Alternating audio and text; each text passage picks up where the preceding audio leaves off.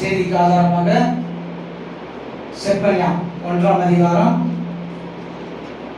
6ஆம் வசனத்தை வாசிப்போம். செப்பனியா 1:6. கர்த்தரை விட்டு பின் வாங்குகிறவர்களையும் கர்த்தரை தேடாமலும் அவரை குறித்து விசாரியாமல் இருக்கிறவர்களையும் இவ்விடத்திற்கு சங்காரம் 12 தேவனுடைய வார்த்தை இன்னைக்கு நமக்கு வந்திருக்கிறது. செப்பனியாய் உண்டான தேவனுடைய வார்த்தை இது. செப்பனியாய்க்கு ஆண்டவரை உரைக்கிற அந்த வார்த்தைகளை செப்பனியாவை மூலம் இந்த வார்த்தையை வெளிப்படுத்து. யாருக்குன்னா யூதா ஜனங்களுக்கு. அவர்கள் அநேக காரியங்களை தவறான காரியம் செய்து கொண்டு தேவனை விட்டு பின்வாங்கி போகிறார்கள். தேவனை விட்டு விலகி போகிறார்கள். தேவனை விட்டு பின்வாங்கி போனவர்களாய் இன்னைக்கு காணப்படுறார்கள். இன்னைக்கு பின்வாங்கல இருக்காங்க. தேவனை அவர்கள் விட்டுட்டு தேவனை அறியாதவர்கள் போல இருக்கிறார்கள். தூரம் போகிறார்கள். தேவனை மறக்கிறவர்களை காணப்படுறார்கள். அது இல்லாமல் தேவனோடு ஒரு ஐக்கியம் இல்லாதவர்களை காணப்படுறார்கள். ஏனென்றால் அவர்களுக்குள் பாவம் நிறைந்ததினாலே தேவனை விட்டு விலகுவர்களாக இருக்கிறார்கள். அவர்கள் ஏன் விலகி போனார்கள், ஏன் பின்வாங்கிறாங்கன்னா அவர்களுக்கு பாவம் காணப்படுது நிமித்தம் அவர்கள் பின்மாற்றத்துக்கு போகிறார்கள், பின்வாங்குகிறார்கள். தேவனை தேடாதபடிக்கு, தேவனை அறியாதபடிக்கு. தேவ சபையில முதலாவது ஆவிக்குரிய பிள்ளைகள் தேவ சபையில் என்ன பண்ணணும்? ஐக்கியமா இருக்கணும். ஒரு ஐக்கியம் நமக்கு ரொம்ப ரொம்ப முக்கியம். விசுவாசிகள் ஐக்கியம் இருக்கிறாங்க. ஊழியர்களிடத்துல ஐக்கியமா இருக்க வேண்டும். ஆவிக்குரிய பிள்ளைகள் உண்மையா இருக்கிறான்னா நிச்சயமாக இந்த காரியங்கள் அவருக்கு காணப்படும். தேவனை விட்டு பின்வாங்க போவதற்கு இந்த மாதிரி காரியங்கள் இருக்காது. சபையோட ஐக்கியமா இருக்க மாட்டாங்க, விசுவாசோட ஐக்கியமா இருக்க மாட்டாங்க, ஊழியக்காரர் ஐக்கியமா இருக்க மாட்டாங்க. எண்ணத்திலும் அவர்கள் ஐக்கியமா இருக்க முடியாது. ஏனென்றால் அவருடைய தேவனானவர் ஐக்கியப்படவில்லை. தேவன் அவரிடத்தில் ஐக்கியப்படும். ஏனென்றால் பாவம் அவருடைய கொள்ளையை பிடித்துக் கொண்டதுனால தேவனிடத்தில் அவர்கள் ஐக்கியமா இருக்க முடியவில்லை. விசாரியாமல் இருக்கிறவர்கள் அப்படின்னா, விசாரியாமல் இருக்கிற அர்த்தம் என்னன்னா அறிய முடியாதவர்களால் நம்ம என்ன வார்த்தைகள் சொன்னாலும் அந்த வார்த்தைகளை அவங்களால அறிந்து கொள்ள முடியாது. ஏன்னா தேவனை விட்டு பின்வாங்குகிறவர்களாம், தேவனை அழைக்கப்பட்டிருக்கிறார், தேவனுக்கு பயப்படாதபடி நடக்கிறவர்களாம். அப்படியே அவங்களுக்கு தான் தேவனை விட்டு விலகி இருக்க முடியாது, தேவ சமூகத்தை விட்டு பின்வாங்கி இருக்க முடியாது. ஆனால் உண்மையான ஆவிக்குரிய கிறிஸ்தவ பிள்ளைகள் தான் ஆவிக்குரிய ஜீவிதம் வளர்வோமானால் இப்படிப்பட்ட காலையை தள்ளிவிட்டு தேவனுக்காக நம்ம இருப்போம், ஒரு ஐக்கியமாக இருப்போம். ஆனால் அதான் சொல்றாரு, யூதாவின் பாவனை குறித்து விசாரியாமல் அவர்கள் அந்த வார்த்தையை கேட்டாலும் அந்த வார்த்தைகளை கேட்காதபடிக்கு அவருடைய இருதயமும் அவருடைய செவிகளும் மந்தமாய் இருக்கிறது. கோபாக்கினுள்ள தேவனாய் இருக்கிற நமக்கு மேல் எவ்வளவு கோபாக்கி இருந்தால் அவன் சொல்றாரு, உங்களை சங்காரம் பண்ணுவேன். சங்காரம்னா அழித்து விடுவேன் என்றாரு. அந்த கோபத்துக்கு ஆளாகாதபடிக்கு தேவனுக்கு உண்மையான பிள்ளை நாம் இருப்போமானால் நிச்சயமா இந்த காரியங்கள் நாம விடுபட. அது மட்டும் இல்லாமல் அதே செப்பனியா 1 என்று சொல்லுது,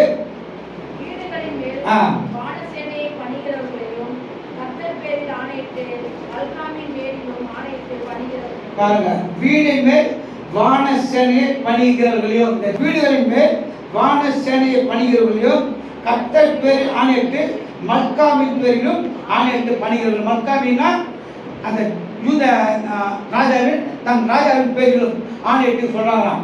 அதாவது தேவனுக்கு விருப்பமில்லாத காரியங்கள் வான சேனையை பணிகிறவர்களாம். கர்த்தரை விட்டு பின்வாங்குகிறவர்கள் யாரு?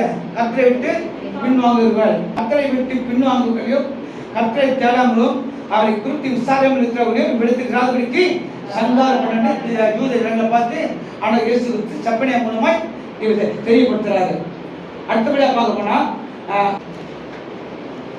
எரேமியா 15:6 நீ என்னை விட்டு பின்வாங்கி போனாய், ஆகையால் என் கையை உனக்கு விரோதமாய் நீட்டி உன்னை அழிப்பேன் என்று பொறுத்து இழைத்து போனேன் என்று கர்த்தர் சொல்லுகிறார். பாருங்க, ஆண்டவருக்கு எவ்வளவு காவம் தான் பொறுத்து அவரால் தாங்க முடியல. எப்படி நம்ம செய்யற பாவங்கள், நம்ம செய்யற அக்கிரமங்கள், நம்ம செய்யற அநியாயங்கள், அதாவது அவர் பொறுத்து எவ்வளவு பொறுப்பான நம்ம பிள்ளைகள் கூட தவறி ஒரு டிப்பு மன்னிப்போம், 2 டிப்பு மன்னிப்போம். செய்யற தவறை திருப்பி செய்யும்போது நமக்கு ஒரு கோபம் நம்ம பிள்ளைகளை எரிஞ்சு விழுகிறோம். அதே தேவன் இந்த கால வெளியே ஒரு எச்சரிக்கை சத்தத்தை தேவன் மத்தியில் கொடுக்கிறார். அந்த எச்சரிக்கை சத்தத்தை கேட்டு இந்த வார்த்தைகளுக்கு, இந்த வசங்களுக்கு கீழ்ப்படியெல்லாம் மாற வேண்டும்.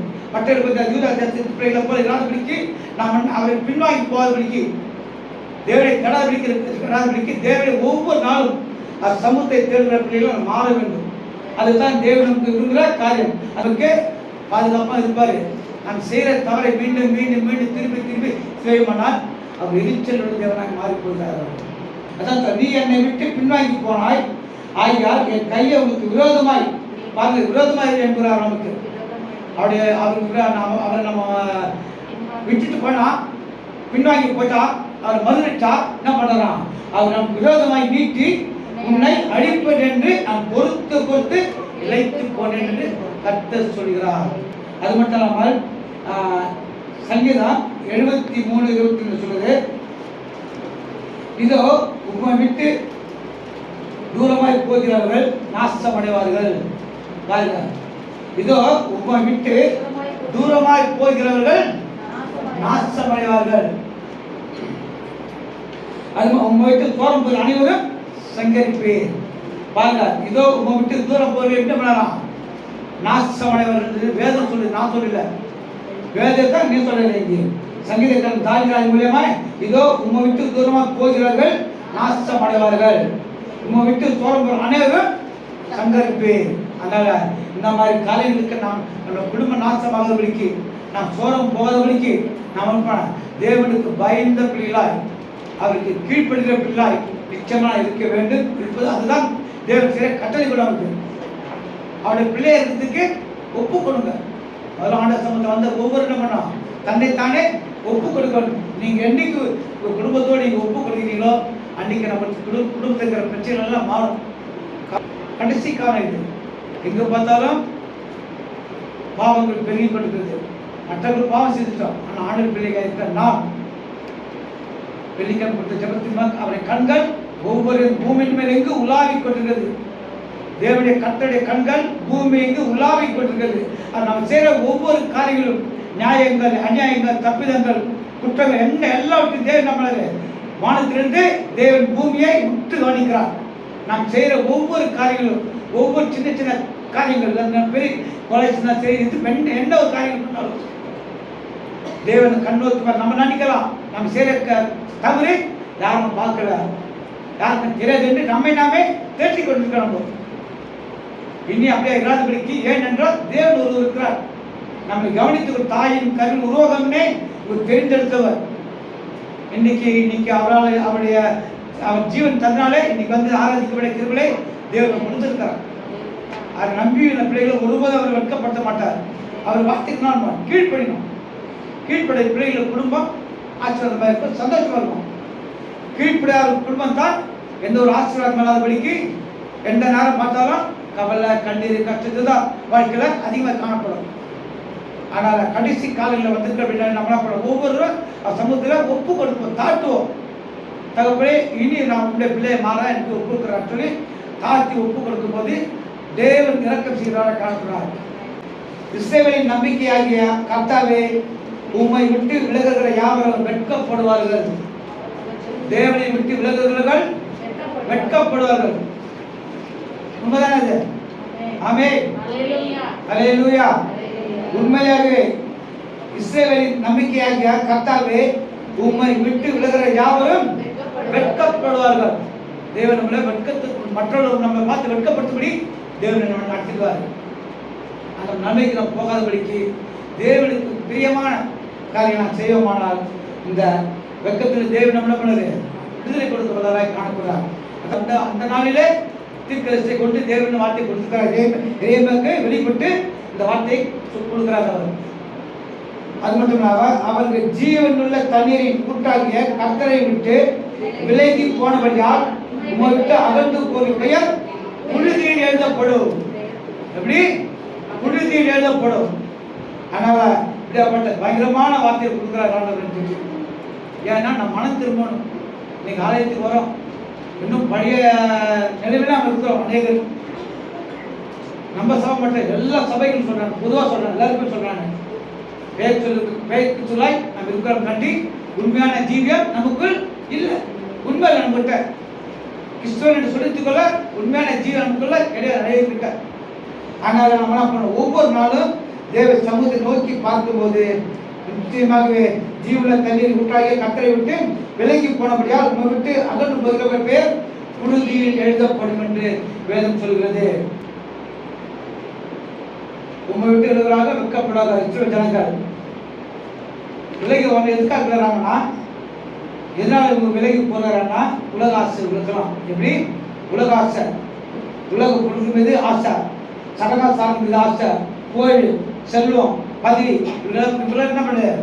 இவரை குறித்து நாடு நாளே தேவனை மறுதளிக்கிறவர்களாய் அவர் விட்டு விலகுவதாய் மாறி போகிறார். உலக ஆசை வந்தாலே தேவனுக்கு நமக்கு தொடர்புலாத போயிடும், ஒரு ஐக்கியராத போயிடும், சம்மதமாக போயிடும். உலகத்தை தேவனுக்கிட்ட தேவன் நம்ம கிட்ட இல்லைன்னா உலகத்தில் நம்ம பெருமை ஆசைகள் என்ன பண்ணுவோம்? உலகத்தின் மேல் போயிடும் ஆசைகள் எல்லாம். அதனால உலக காரியத்துக்கு நம்ம அர்ப்பணித்துக் கொள்ளாமல் தேவனுக்காக நம்ம அர்ப்பணிப்போமானால் நம்ம வாழ்க்கை செழிப்பாய் மாற்ற வல்லவரை காணப்படுகிறார். அதனால நம்ம ஒவ்வொரு நாளும் நம்ம என்ன பண்றோம்? இந்த மாயை பார்க்கக்கூடாது. இன்னைக்கு பூமி என்பது உலகமான மாய உலகத்தில் வாழ்ந்து கொள்கிறோம். அப்படி மாயான உலகம், மாயை எல்லா மாயை மனசுக்கு சந்தேகத்து கொடுக்கிறதா காணப்படுகிறது. அதனால இப்படிப்பட்ட மாயை நம்பி நாம் வீண் போகாதபடிக்கு தேவன் கர்த்தருக்கு உண்மையாக இருப்போமானால் நிச்சயமாக தேவன் இப்படிப்பட்ட காலையிலிருந்து தேவன் விடுதலை கொடுக்க அவரால் வல்லவராய் காணப்படுகிறார். ரெண்டு பேரை சொல்லுது, உன் தேவனே கர்த்தர் உன்னை வழியிலே நடத்தி கொண்டு போகும் காலத்தில் நீ அவரை விட்டு போகிறால் அல்லவோ இதை உனக்கு நேரிட பண்ணார். இந்த கஷ்டம் கவலை கண்ணில இருக்குவதுன்னா அவரை விட்டு தூரம் போனால் தான் வருது. அவர் விட்டு விலகினால தான் இந்த மாதிரி கண்ணீர்கள் கவலைகள் கஷ்டம்லாம் நம்ம வாழ்க்கையில காணப்படுது. நாம உண்மையாக இருப்போம்னா இந்த கண்ணீரை வராது, கவலை வராது, கஷ்டம் வராது, சண்டை வராது, பிரச்சனை வராது. குடும்பத்தில் கணவன் மனைவிக்கு நல்ல சந்தோஷத்தை தேவன் கொடுப்பாரு. ஆண்டவருக்குள்ள நீங்க இருக்கும்போது தேவன் பெரிய சமாதானத்தை கொடுப்பாரு. எங்கேயும் போக வேண்டியது சமாதானம். ஆண்டவருக்குள்ள வந்தாலே ஒரு பெரிய சமாதானத்தை தேவன் நமக்காக வைத்திருக்கிறாரு. என்னுடைய சமாதானத்தை உங்களுக்கு வைத்து போகிறேன்னு சொன்ன தகப்பன் அவர் சமாதானத்தை வைப்பார். கண்டிப்பா அவர் கருத்தில் நம்ம அணுகி இருக்கும் போது தேவன் பெரிய சமாதானத்தை கொடுக்க அவர் வல்லவராய் காணப்படுகிறார். அதான் சொல்றாரு எரேமியா 2:13 பார்க்கணும். என் ஜனங்கள் 2 தீமை செய்தார்கள், ஜீவ தண்ணீர் ஊற்றாகிய என்னை விட்டு விட்டார்கள்.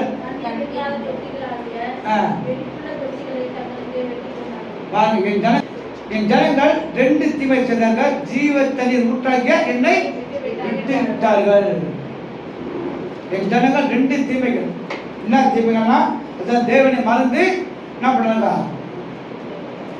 விற்கிறதுக்கு போய் சேர்க்கிறார்கள். இன்னைக்கு அநேகம் என்ன பண்ணுறோம்? தேவன்கிட்ட நன்மை கிடைக்கலையா, ஆசிரியர் கிடைக்கலையா, எங்கேயோ ஓடுறாங்க. இன்னைக்கு மந்திரக்காரங்க ஓடுறாங்க. அவன் குறி சொல்லுவான், நம்மளோட வாழ்க்கையை குறித்து அவன் சொல்லி எங்கேயோ ஓடுறாங்க. இன்னைக்கு தினங்கள் இதெல்லாம் இன்மையில இந்த பாவத்துக்கு தெரிந்து செய்கிற பாவத்துக்கு இன்மையில மறுமையிலும் மன்னிப்பே கிடையாது. தெரிந்து செய்கிற பாவத்துக்கு இன்மையிலும் மறுமையிலும் மன்னிப்பே கிடையாது. தெரியாம தவறு செஞ்சா தேவன் மன்னிப்பார். தெரிந்து செய்கிற தவறுகளை தேவன் மறக்கவே மாட்டார், உங்களை விடவும் மாட்டார். ஆனால் செய்கிற தவறுகளை நாம் மன்னிப்பை பெற்றுக்கொள்ளமானால் அவரிடத்துல இரக்கத்தை நாம் பெற்றுக்கொள்ள முடியும். செய்கிற தவறுகளை மீண்டும் மீண்டும் மீண்டும் செய்து கொண்டிருந்தால் தேவன் நம்ம என்ன பண்ணாரு? அழிக்க நேரிடும். ஒவ்வொரு நாளும் நம்ம தேவனுடைய பிள்ளையாக இருக்கிற ரத்தத்தால் கழுவப்பட்டு நமக்கு என்ன பண்ண தேவன் ஒவ்வொரு நாளும் சமூகத்தை தேர்வுகளாக நம்ம இருக்கிறோம். ஒவ்வொரு நாளும் ஒவ்வொரு வேலைக்கு சாப்பிடுறோம். ஆனால் அந்த சரீரத்துக்குரிய சாப்பாட்டை சாப்பிட்றோம். ஆனால் ஆரோக்கிய சாப்பாட்டை சாப்பிட்றோமா?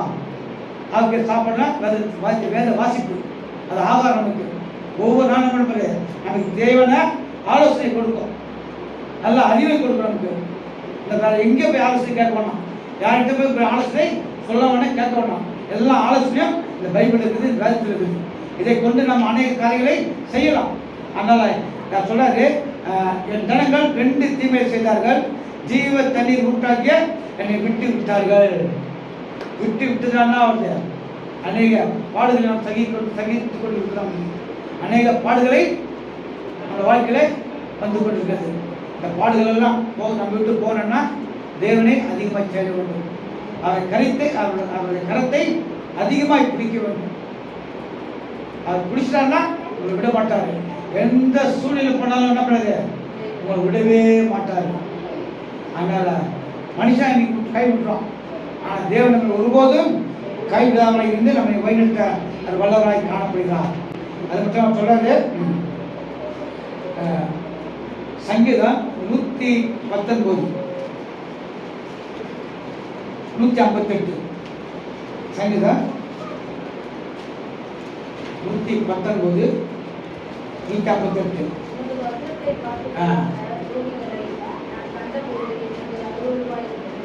பாருங்க.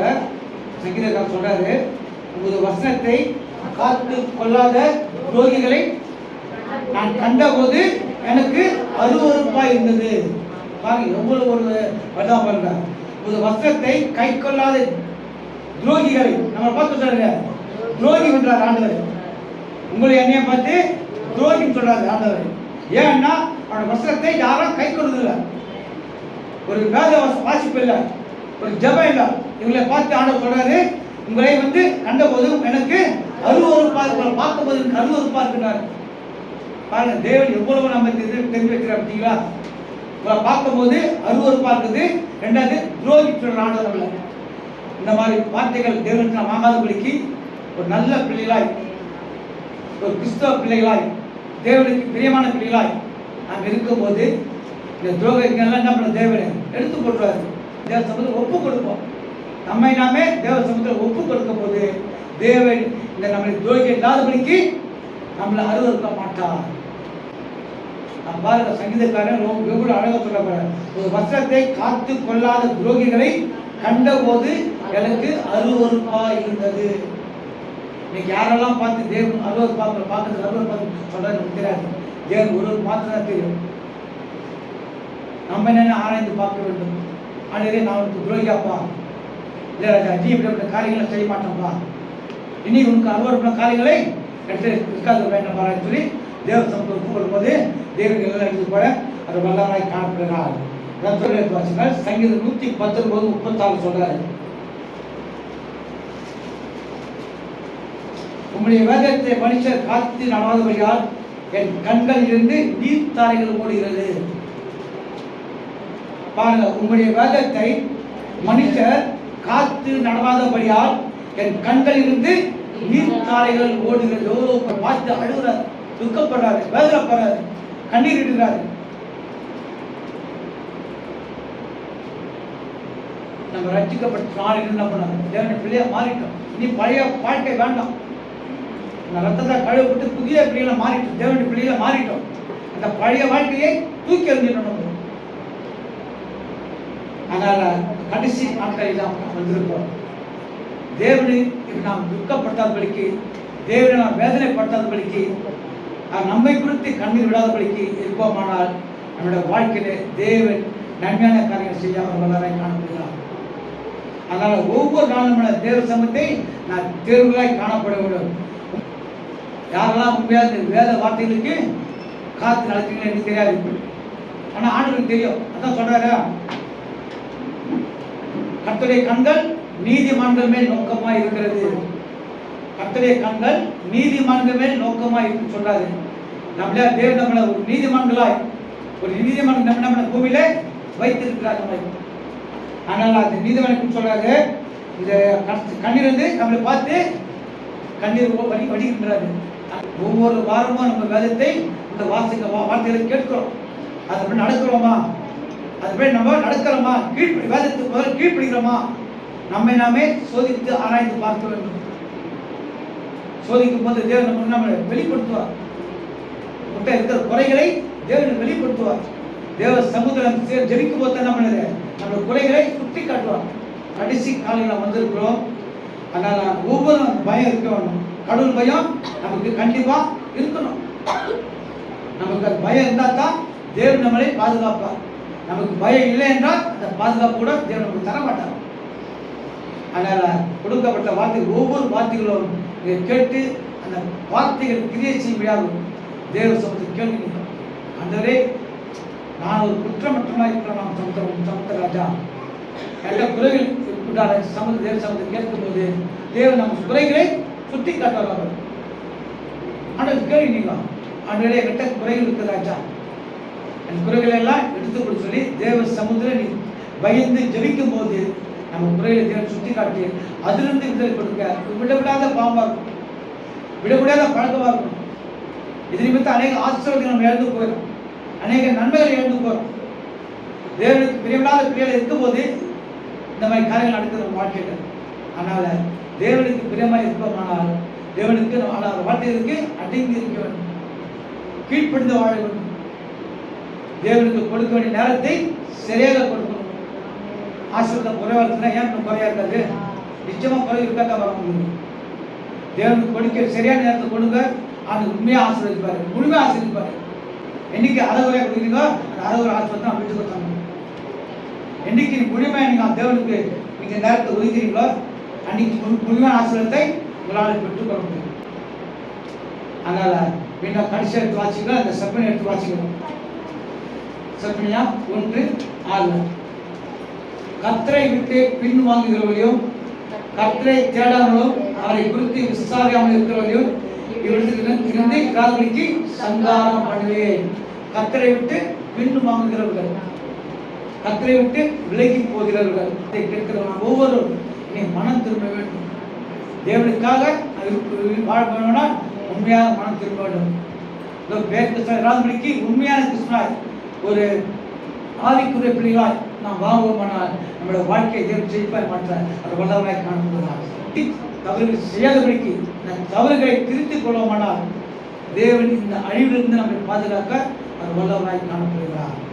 ஆனால் தேவனுடைய பிள்ளைகளே, இன்னைக்கு கடைசி காலம் வந்துக்கிறோம். நாளைக்கு என்ன நடக்கும் வந்து யாருக்கும் தெரியாது. ஆயத்தப்படு, இன்றைக்கே ஆயத்தப்படுங்க. அதனால ஒவ்வொரு நாமே ஆயத்தப்படுத்திக் கொள்ளணும். அவருடைய வருகைக்கு ஆயத்தப்படும் பிள்ளைகளாய் மாற வேண்டும். ரகசிய வருகை போது கைவிடப்பட்டவர்களாக போய்விடக்கூடாது. சபையை எடுத்துக்கொள்ளலாம், விசுவாசிக்கலாம், அவர் வருகையில் எடுத்துக்கொள்ளப்பட்டவர்களாய் மாறணும். அதுக்கு தேவனுக்கு உண்மையா இருக்கணும். உண்மையா இருக்கும் போது தேவனுடைய வருகைக்கு எடுத்துக்கொண்ட பிள்ளைகளாய் மாறணும். இன்னைக்கு பேரை வச்சு கிறிஸ்தவ பிரச்சனை ஏமாற்றக்கூடாது. தேவனுக்கு விரோதமான காரியங்கள் செய்யக்கூடாது. தேவன் துக்கப்படுற மாதிரி நம்மகிட்ட காரியங்கள் இருக்குமானால் இன்னைக்கு ஒப்பு கொடுக்காமல்